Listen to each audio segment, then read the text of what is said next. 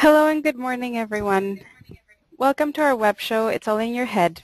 My name is Angie, and I am here with Dr. Paul Swingle to talk about the neurotherapeutic treatment of depression and seasonal affective disorder. Before I begin, I want to tell you a little bit more about Dr. Swingle. Prior to moving to Vancouver, Dr. Paul Swingle was full professor of psychology at the University of Ottawa. A fellow of the Canadian Psychological Association, Dr. Swingle was also a lecturer in psychiatry at Harvard Medical School, an attending psychologist at McLean's Hospital in Boston, where he was also coordinator of the clinical psychophysiology service. Dr. Swingle is a registered psychologist in British Columbia, certified in biofeedback and neurotherapy. His book, Biofeedback for the Brain, was published by Rutgers University Press, and it is available at soundhealthproducts.com. During this webcast, you are welcome to send us questions. We will have 2 Q&A breaks to go over these questions, so please do not hesitate to send them to me. You can also do so by using the chat box that is located on your control panel. Okay, let's get started. Let me welcome Dr. Paul Swingle. Good morning. Good morning. So, this morning we're going to be talking about depression and the conditions that give rise to it, neurological conditions that give rise to it, and some of the other factors associated with depressed mood state. The data on this are quite startling if you look at the frequency of individuals who are afflicted by this at any particular time or life history exposure to periods of depression, and the number of individuals who are being medicated for this condition. We're also going to be talking about seasonal affective disorder because this is a time of year where a lot of people become more vulnerable to depression, and we'll be talking about some of the conditions associated with that. Now, there are a lot of factors associated with depressed mood state. Everybody gets depressed. The question is, are you fighting something that is of clinical importance? That is, it's not day-to-day fluctuations. And genetics play a huge role in this, and we will be looking at some of the genetic predispositions to depressed mood state. But I want to emphasize that genetic does not mean in concrete.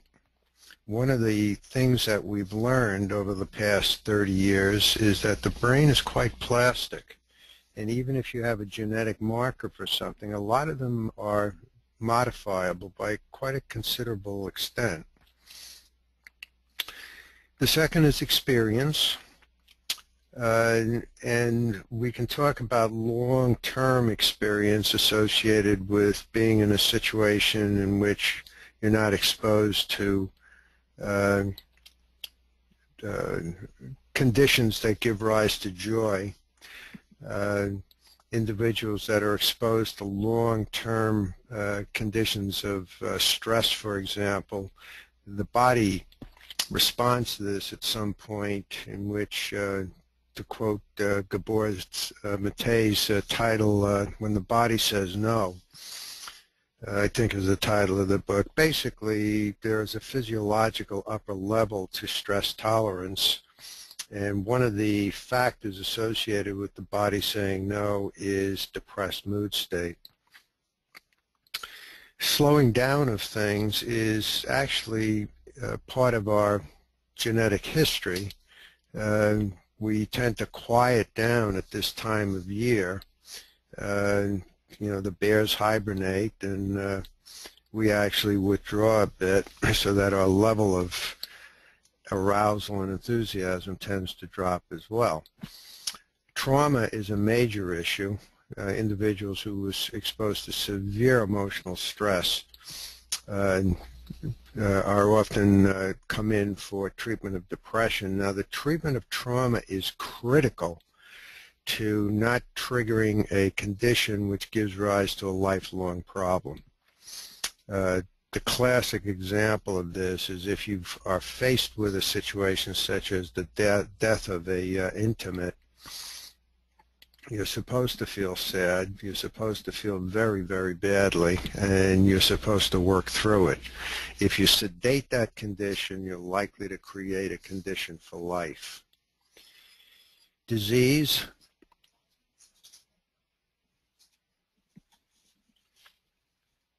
Excuse me, just 1 second. We're trying to adjust the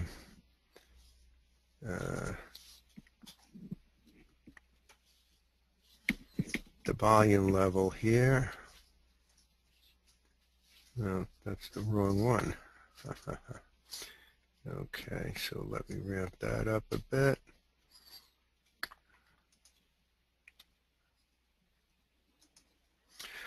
Okay, then we have disease states. Is that all right? Is that better? Okay. Then we have disease states, and viral infection is a very good example of that. Viral infection affects the activity of the frontal cortex, and the frontal cortex, the balance in the frontal cortex is one of the hallmark features of individuals going into depressed mood states, anxiety, and so forth. Okay, depression.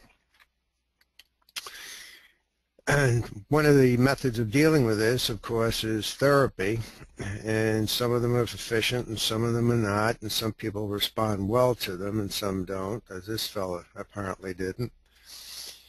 And this is what we're going to be looking at. We're going to be looking at the brain, and these are numbers associated with the intake assessments that we do, in which we measure the brainwave activity in very specific sites in the brain. This is a hallmark marker for depression, and I'll go over in very great detail what this means. But why I'm showing you this slide is that all of this is measurable. It's objective, and we convert all of these things to metrics so that we know what the problem is in terms of imbalances, in this particular case, in the front part of the brain, and we know when the neurology is starting to improve, and the client's response, that is their subjective reports, mimics or should mimic, and usually does, the changes that are taking place in the neurology. So that's it in a nutshell. And here's simple depression, in which there's excessive amount of activity in the right frontal part of the brain relative to the left. And this is just a summary sheet on this, so our ability to identify these conditions has reached a very high level of precision. In fact, we do not ask individuals usually why they've come to see us. If I saw this, I would say to the individual, you have a marker for depression. Is that why you're here? The answer is usually yes. Now, we have a lot of ways of looking at the brain, and this is another way of looking at it, in which we are using a topograph, and this is showing me where beta, very high frequency brain activity, is distributed in the brain. And what I'm seeing here is that the beta activity, the very, very high frequency amplitude, is sitting in the back of the brain, and it's marked in red, which means that it's very, very high amplitude, and that's a marker for anxiety or poor stress tolerance, more technically.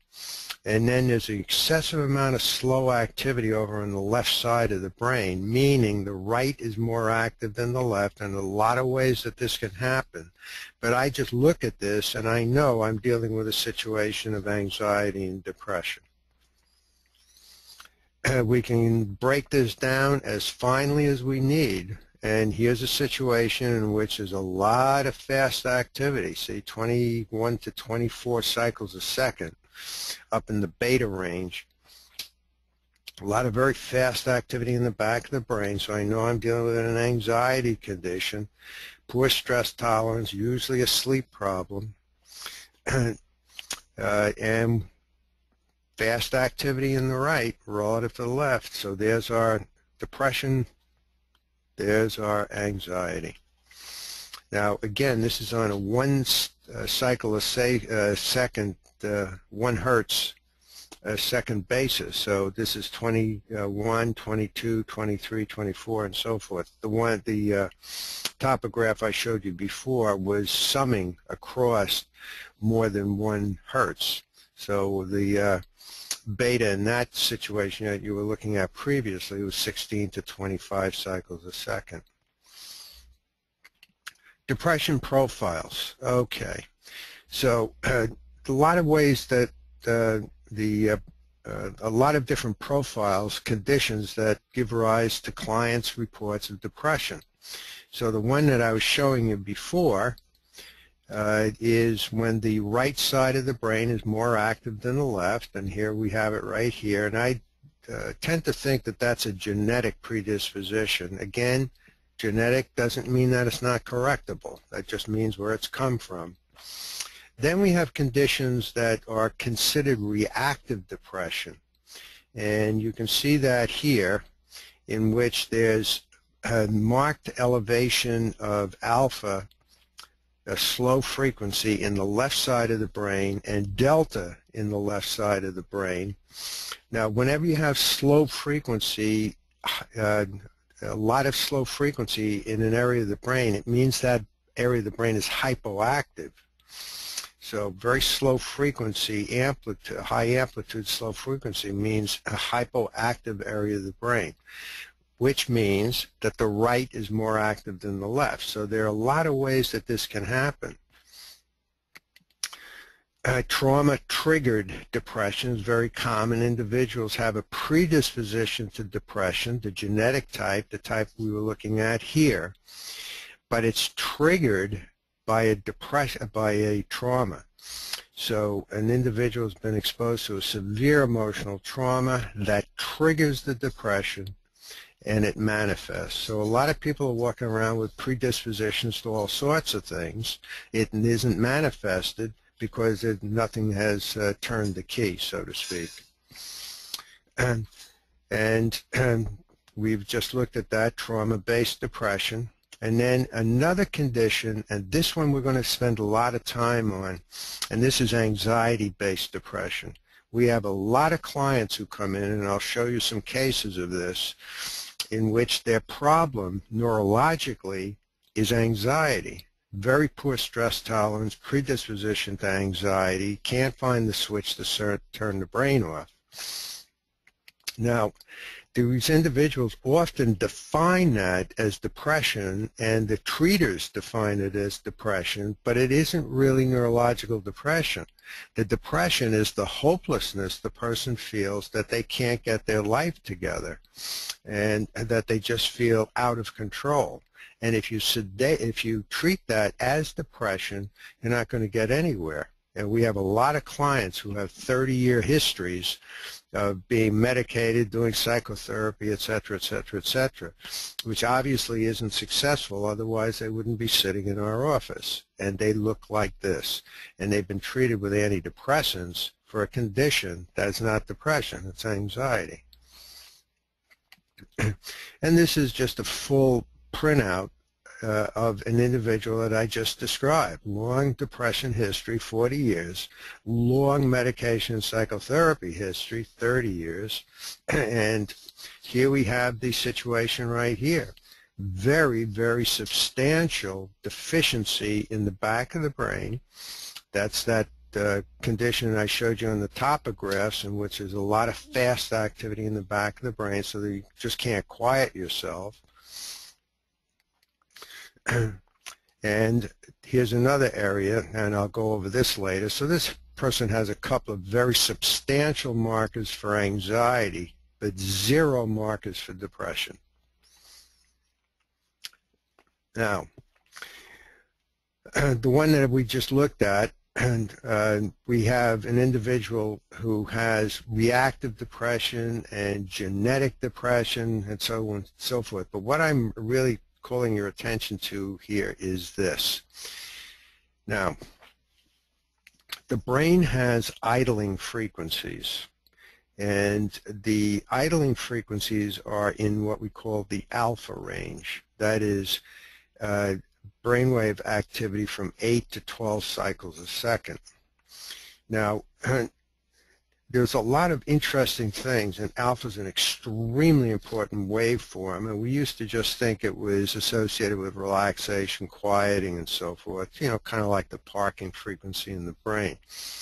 But what we've discovered is that we have to pay attention to how fast the alpha is, and what we mean by that is what part of alpha is strongest, and there are a lot of ways of measuring that.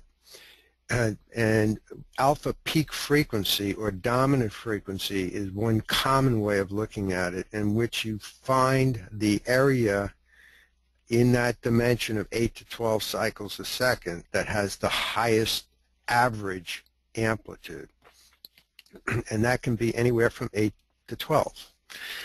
Now, the reason this is important is that if alpha is fast, that is up in the range of about 10 on average, everything works better. So if you're receiving medication for depression, if we speed up your alpha, your response to that medication is going to be considerably better. That's true for all medications, and it's true for a lot of other things. There was a recent study which was extremely interesting, in which individuals who were receiving the magnetic treatment for depression. Now, this is the magnets that have very, very high strength, in which they put it on one side of your head and they expose you to a very strong magnetic field. And this is for individuals who don't respond well to medication for the treatment of their depression. Even your response to that treatment is better if alpha is fast.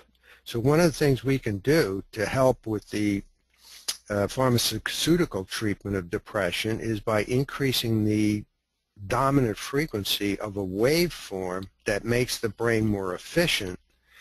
Hence, the brain responds more effectively to medications. So we can work adjunctively to people doing pharmacological treatments of this, and we often usually combine neurotherapy with it to try to get the brain so that the neurology is not exacerbating a depressed state. That's what I was just showing you. Okay, sleep is a big, big, big issue in depression. And it's very straightforward when we're looking at the brain maps to be able to see a marker for disturbed sleep. And this is actual raw data from somebody. Now, the interesting thing here is beta. Beta brainwaves from 16 to 25 cycles a second. And look what happens here. Here's when the person had their eyes open, so average of roughly 11. They close their eyes and it triples. Now, the significance of that is if the brainwave triples, if the amplitude of beta triples, it means that the brain is lighting up. So you close your eyes and the brain decides now's a good time to think about everything. You know, do I have everything on my shopping list? What am I going to do tomorrow, et cetera, et cetera. So this is the marker for a sleep disturbance.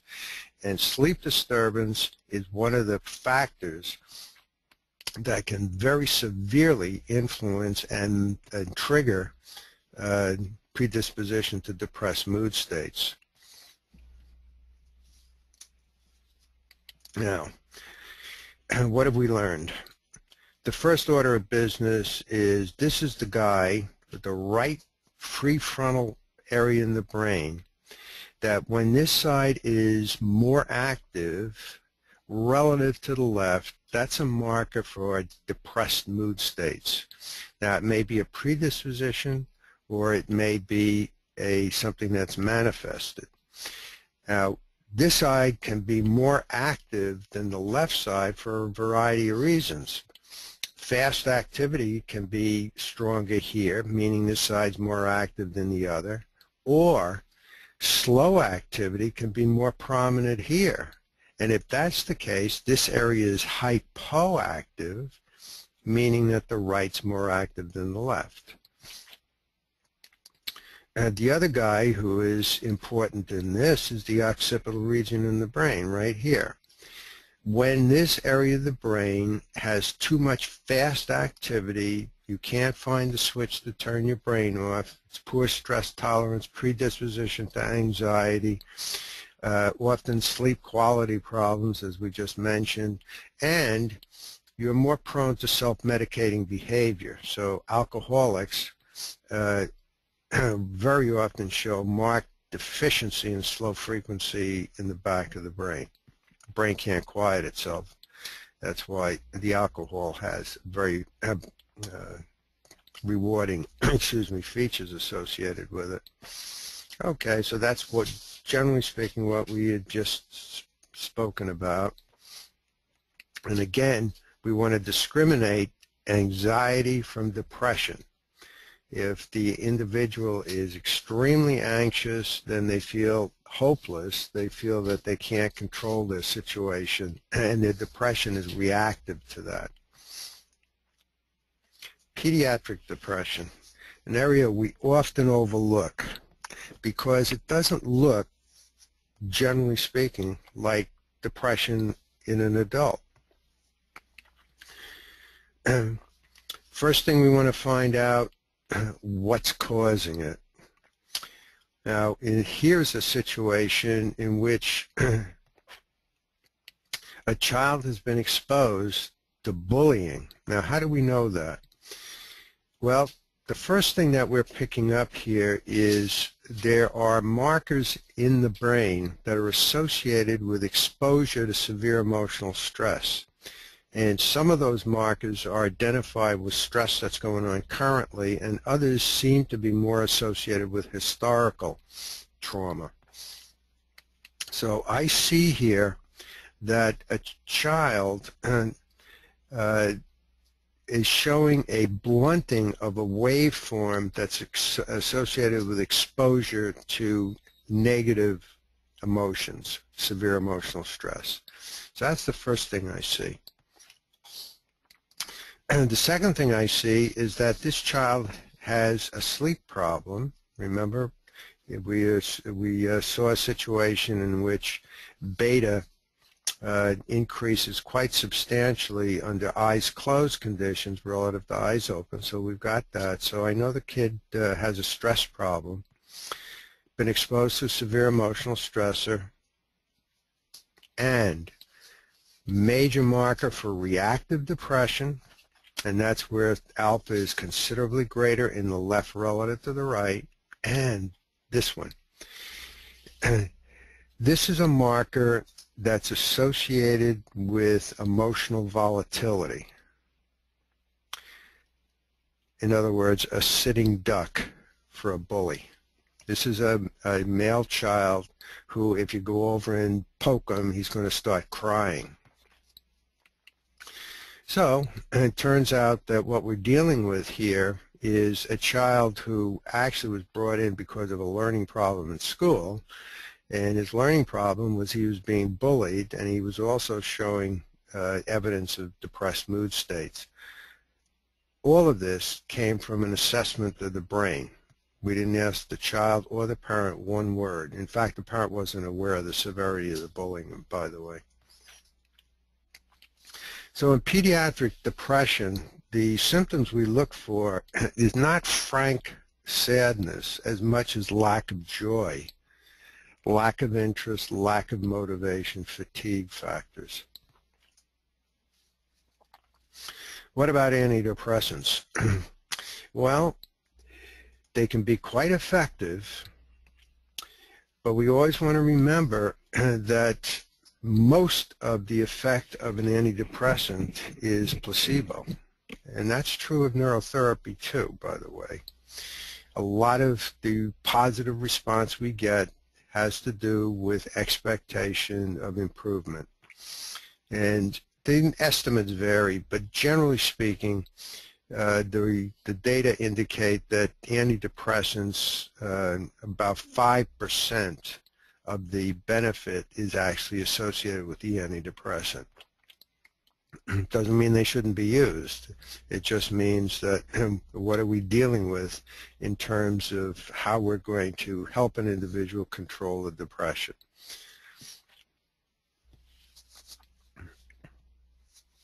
Okay, thank you. We have a few questions from the floor. The first one is, every fall I take antidepressants and stay on until March.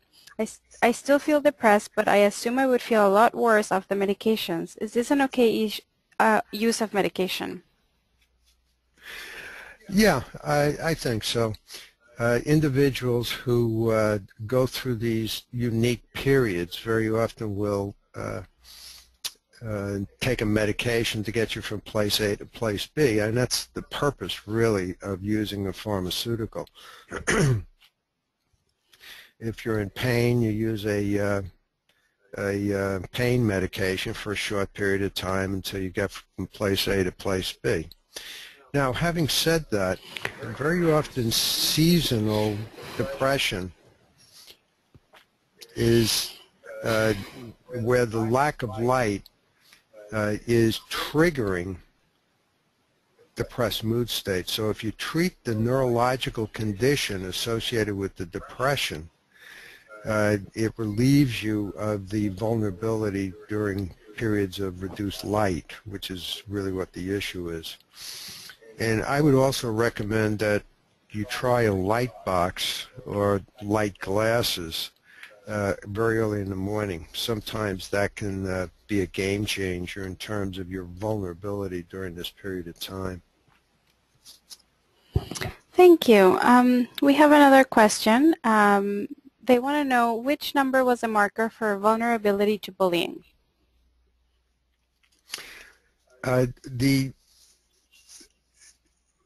There's when you're looking at the front part of the brain,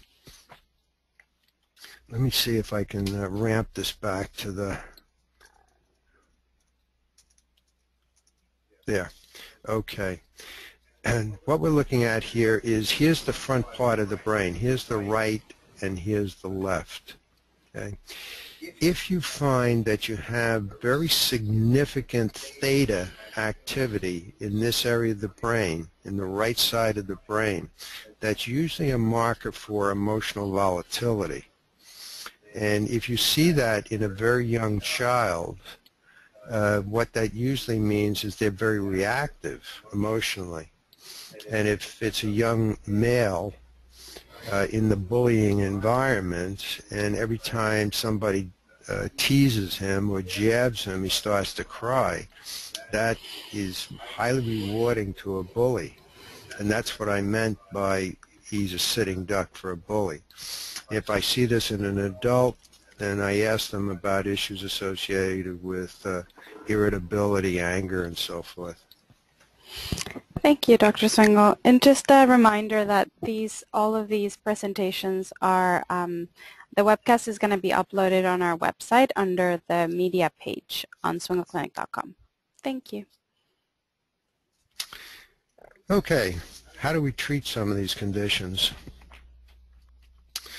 At the Swingle Clinic, we are one of the developers of the brain driving protocol, and what brain driving is a very aggressive, that doesn't mean dangerous, it just means we're doing a lot of things at the same time, procedure for modifying brain activity. And neurofeedback is a volitional procedure, brainwave biofeedback. We set it up, and I'll show you this a bit later, so that when the brain is doing what we want it to do, you hear a tone or see something move on the screen. The young kids, we have them so that they're playing a video-like game with their brain. Brain driving does not require volition, in which what we do is we measure a particular aspect of brain functioning. Based on that measurement, we stimulate with light or sound with adults microampere stimulation, EMF fields, and so forth, to push the brain into more efficient functional ranges. So here, for example, these are glasses that have LED lights in the periphery.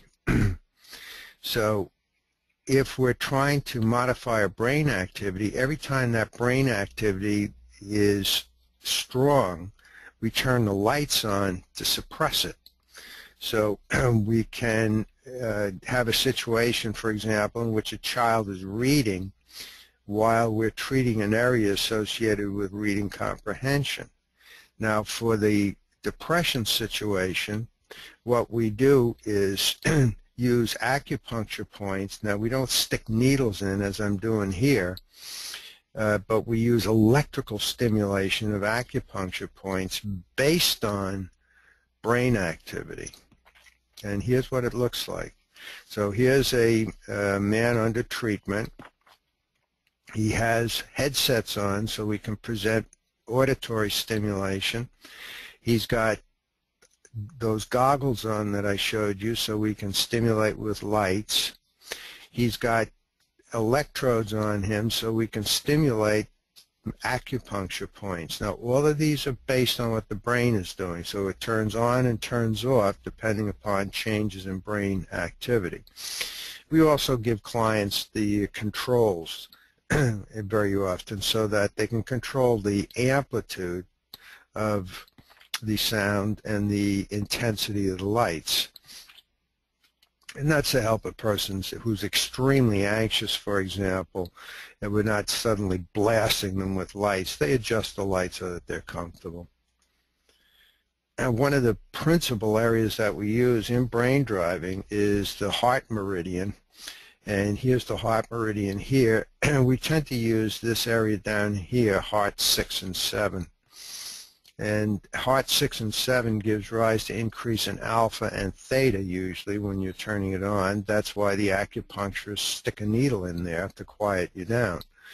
So here's a woman who has a lot of sleep problems and has a history of trauma.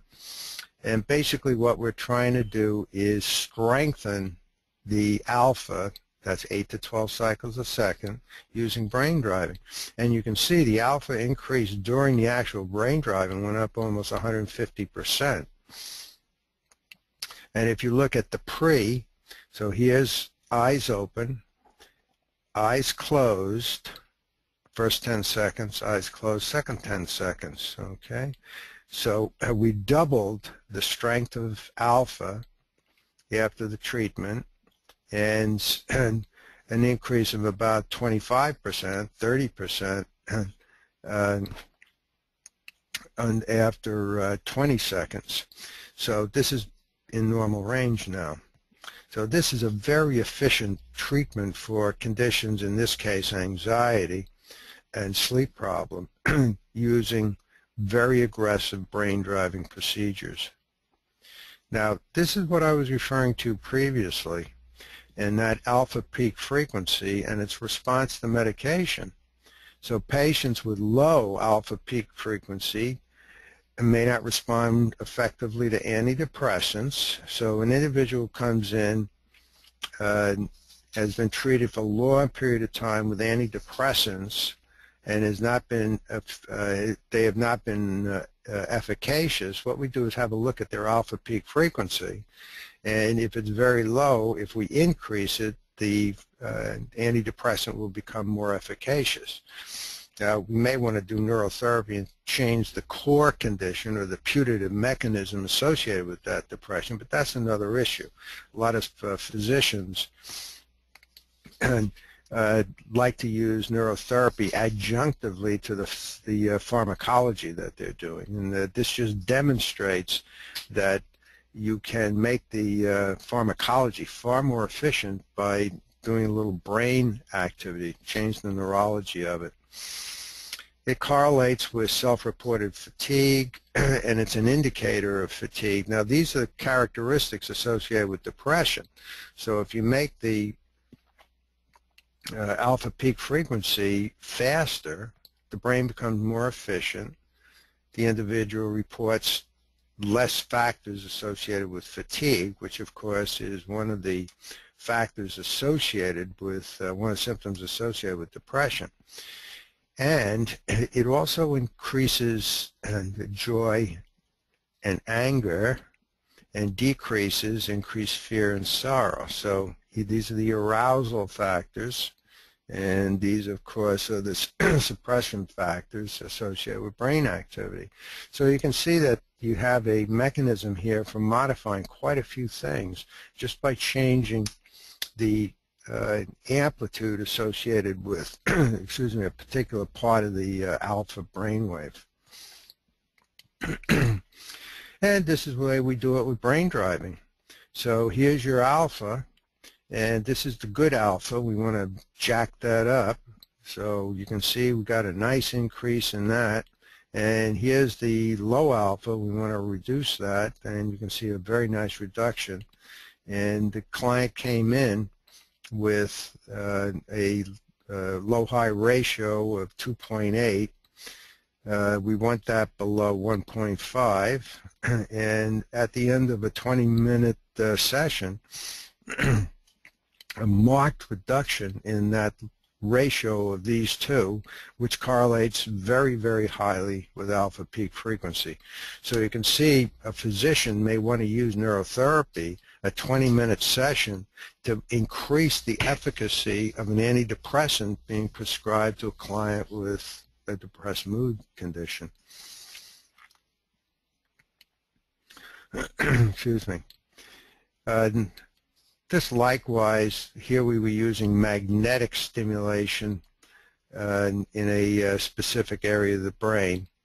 And what we have here is a very nice increase in the slow frequency in the back of the brain. That's that occipital area that I was talking to you about earlier that's associated with depression. And you can see we almost doubled the theta-beta ratio in the back of the brain after a 25-minute session. So using brain driving, what we can do is, if we're finding an imbalance in the front part of the brain, we can try to balance that. So that's taking care of what I call the putative mechanisms associated with depression. Depression is associated with the right side of the brain being more active than the left. And what we can do with neurotherapy is get these two areas so that they're balanced. Now, if you are a physician giving an antidepressant, in addition to this, in the short term, you may want to focus on making the alpha fast so that your medication is more efficacious, and so that you bridge a person from place A to place B while you do the neurotherapy to correct the putative condition associated with that depression. So very, very efficient, individualized treatment. And you can increase the alpha peak frequency anywhere in the brain. We tend to do it up in the front part of the brain. The other area, and that was the last case that I just showed you, an individual who had severe anxiety, and what we did was we increased the beta amplitude and increased the theta-beta ratio in the back of the brain, and we were using magnetic stimulation and electrical stimulation of an acupuncture point, and we doubled the ratio in the back of the brain within one session for quieting. Okay, seasonal affective disorder. We'll start with that term. Everybody knows SAD. And the factors associated with that: tiredness, fatigue, depression, crying spells, and so forth and so on. Overeating, especially carbs, and so you get correlated weight gain. Now, you know, you might think of this, a lot of people think of this as a evolutionary condition. 10,000 years ago, maybe this is what we wanted, okay? You became tired, fatigued, you overate on carbs, so get a lot of weight gain, then you crawl in the cave and go to sleep. Not very efficient now. But what I want to call your attention to is that seasonal affective disorder is always identified with the fall, a reduction in light, that's when we get sad. But the condition also presents in the summer with different kinds of symptoms, including insomnia, poor appetite, weight loss, irritability, and so forth. Now, I've decided that rather than talk about seasonal affective disorders, I like to think of this as seasonal affective fluctuations. And some of us are vulnerable in the fall, some of us are vulnerable in the spring. Now, in my judgment, true seasonal affective disorder is quite rare. That really what it is an exacerbation of an existing condition. You're prone to depression, you get more depressed in the wintertime, or it's marginal at other times of year, so you don't define yourself as depressed. And when you go into a light restriction, that's when you cross the threshold and define your condition as depressed mood state.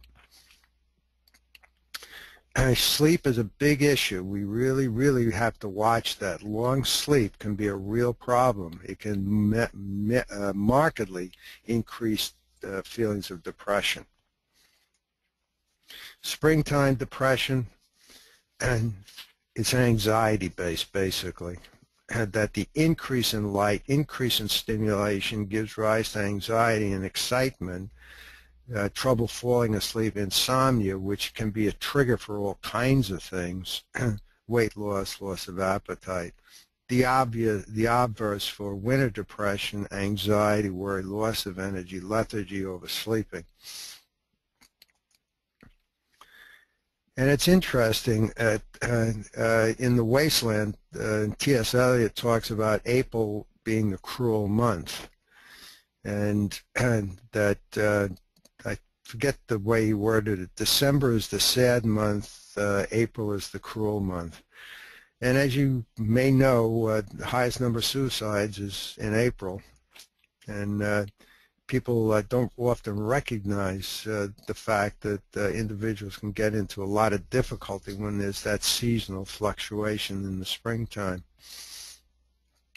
So basically, I think it's the reverse of sad in the sense that it's engaging areas associated with poor stress tolerance. And you get basically bipolar seasonal affective disorder.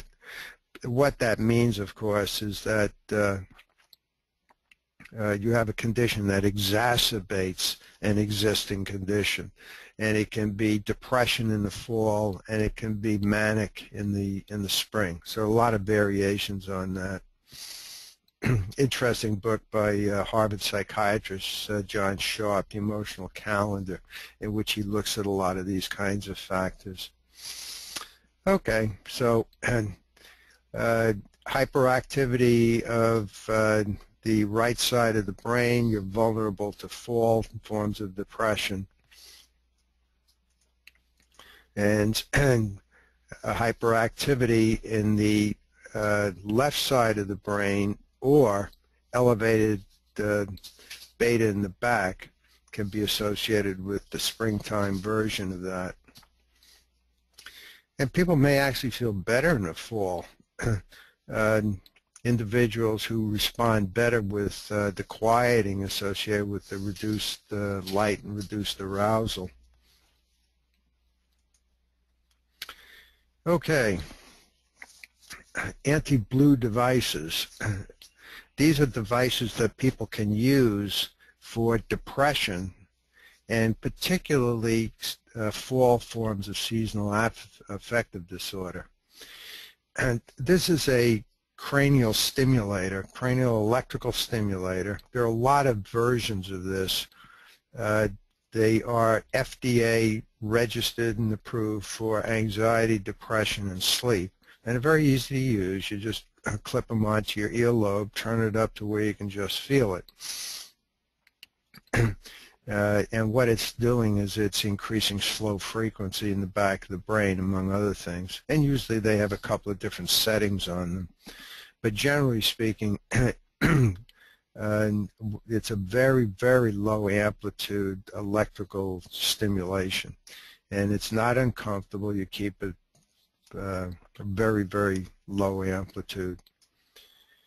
And this is the data, the research on this, so that it's effective for mood, anxiety, and sleep. And again, it's FDA compliant with that. Lightboxes, lots of different forms. You can buy a light box in any pharmacy. We use a light glass so that you're walking around with your light box on you. And these are look-through lenses. And what you should do is put them on before you get out of bed in the morning, so that you leave them on for about an hour while you're getting ready. And that's providing you with the early morning light that you need for the treatment of seasonal affective disorder. A lot of people respond very, very favorably to light. And there's some research that indicates that light therapy is as effective as antidepressants, including severe depression. And light boxes tend to be extremely bright, and you have to be in the environment of the light box, obviously, and people may feel that they need much brighter light than what we have in the light glasses. But the light glasses have the advantage of you're walking around with it and you're always exposed to it. One of my favorite biofeedback devices, the pedometer. You put it on when you get out of bed in the morning, and you record the number of steps that you've taken when you take it off as you're getting into bed at night. An active person is over 10,000 steps a day. An underactive person is under 5,000. And there's a carload of evidence to indicate that exercise in the morning light is extremely effective for treatment of depression. Exercise is good for fatigue factors and a variety of different conditions. And then we have sounds that products that also are very effective for depression. This is a product referred to as Optima, in which in addition to a sound that's quieting, you're receiving some subliminal messages associated with happiness and joy and so forth. And this is data that we have just indicating that the ratings, subjective ratings, increase. Thank you, Dr. Swingle. Before we get into some announcements, we have some questions for you. One of them is from a listener. I had a major sad event at my work. One of my coworkers was killed. I just can't get my happiness back. This was almost a year ago. Any suggestions? Yes. If you're thinking of a neurotherapeutic approach to this, what we would do is have a look to see if you're carrying the trauma markers, and by your statement about not being able to get over it, I would suspect that that's what you're dealing with.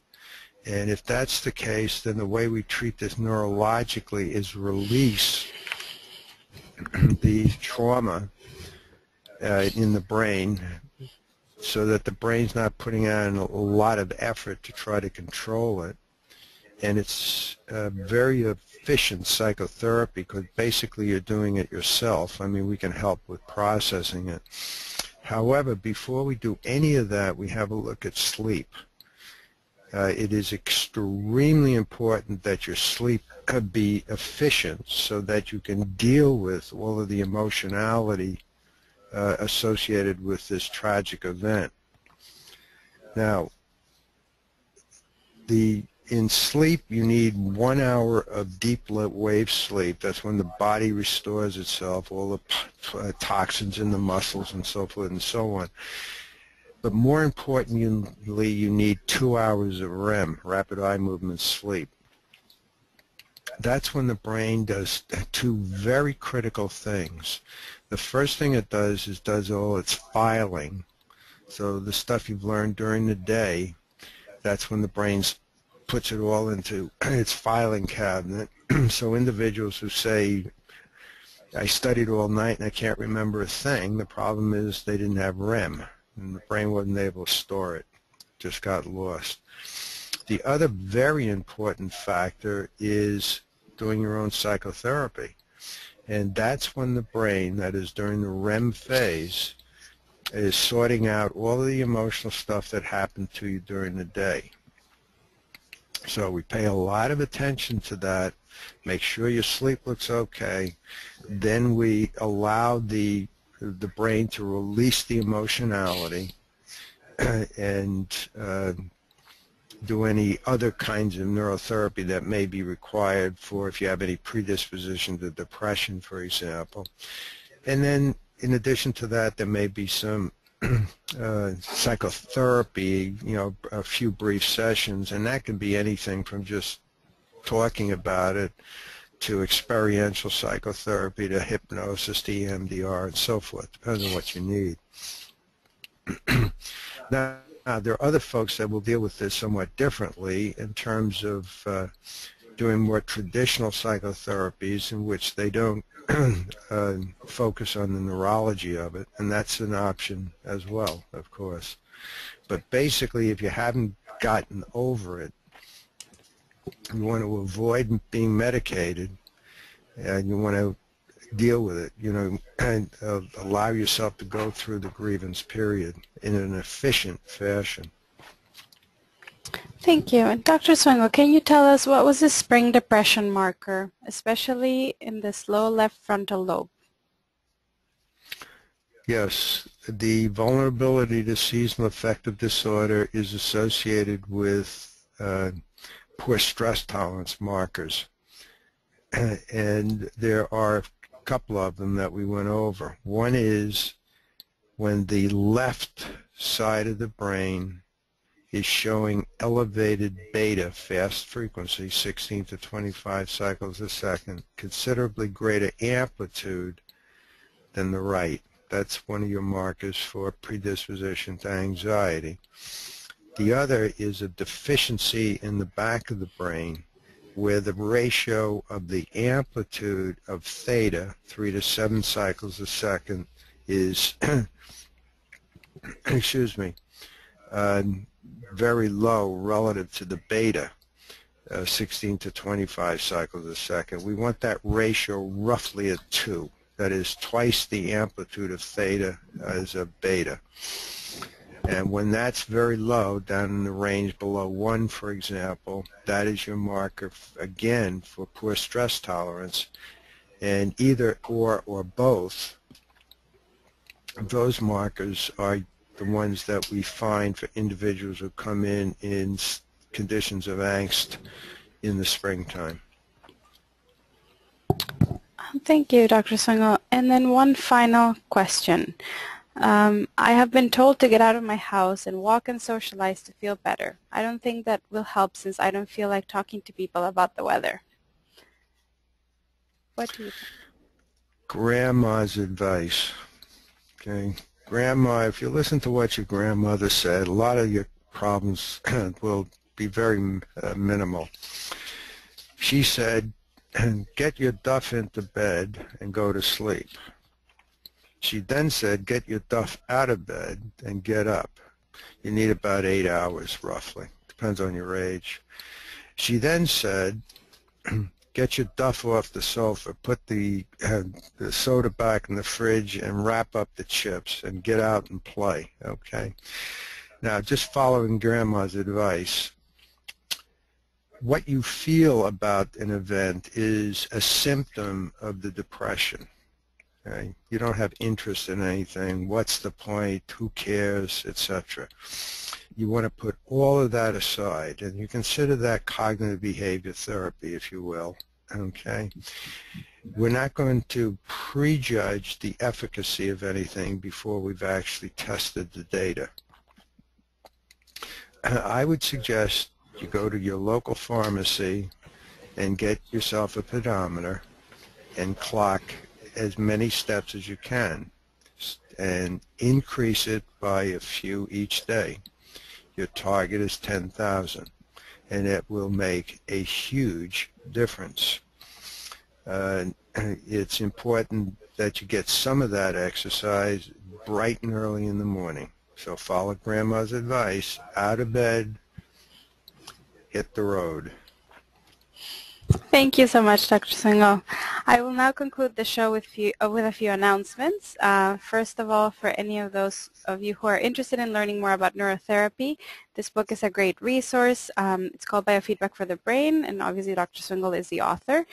We'd like to think is the most important book you'll ever read for yourself, your children, and your grandchildren, and it is available on our website at soundhealthproducts.com.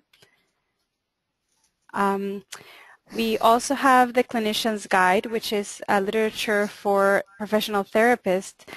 This book will guide you through the procedures for evaluating and treating patients with a wide range of disorders. It is currently under revision, and it will be released in the next couple of months. Some of you are already on the wait list. If you want to be added to this wait list, you can send me an email at angie@swingleclinic.com, and we'll let you know when it's out. At Swingle Clinic, we offer different 3-day workshops for professionals. Participants are instructed on every aspect of the setup, recording, and treatment phases so they can apply the assessment and treatment procedures in their practices. We have more information on our workshops on our website at swingleclinic.com, and you can also send me an email, angie@swingleclinic.com. Due to popular demand, we have another date for our free public lecture in Vancouver. It is now scheduled for Thursday, October 30th at the Vancouver Public Library. If you want to reserve a seat, you can send us an email or give us a call. The information is also on our website. If you enjoyed this webcast, you'll be happy to know that for this year they occur every month. Here are some of the topics that we'll be talking about until the end of the year. To register, you can visit our website at swingleclinic.com under the events page. We also have a lot of products, some of them mentioned by Dr. Swingle, on our website at soundhealthproducts.com. These are what Dr. Swingle referred to as the anti-blue devices, the Spectra glasses, the Pedometer, some of our harmonic CDs, and our CES unit, and all of these are available on soundhealthproducts.com. Thank you so much for watching. Our next topic would be on October 2014, and we're going to be talking about biofeedback, science of the body and mind combined. And if you want to register, you can go to our website at swingleclinic.com/events. These slides will be available also on our website under the